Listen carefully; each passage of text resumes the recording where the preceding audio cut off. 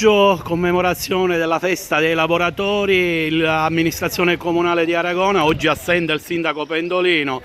a fare gli onori di casa e a deporre una corona nel monumento dei minatori qua davanti al municipio di Aragona, il vice sindaco Franco Virone. Tra le altre cose Franco Virone è un rappresentante sindacale. Franco Virone, che valore ha questo 1° maggio in questo periodo di difficoltà? Questo momento di difficoltà, appunto, dove la pandemia ha mietuto tanti posti di lavoro,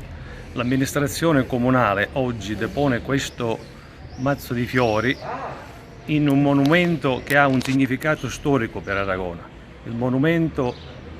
appunto del lavoro, il monumento di una categoria che ha dato tanto ad Aragona e all'economia di Aragona, che è appunto il monumento dei minatori. I minatori ad Aragona sono stati una risorsa per questo paese, dove hanno fatto girare l'economia di questo nostro territorio.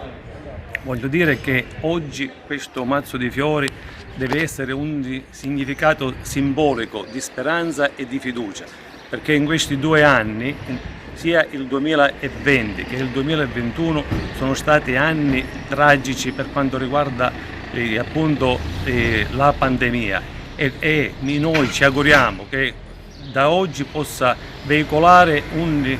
messaggio di fiducia e di speranza per tanti che in questi 2 anni hanno abbassato le saracinesche, che hanno mietuto tanti posti di lavoro. E appunto oggi l'amministrazione comunale si augura appunto che dal prossimo anno in poi si possano riaprire le saracinesche e dare tanta occupazione a tanti giovani che oggi purtroppo non sono qui nel nostro paese.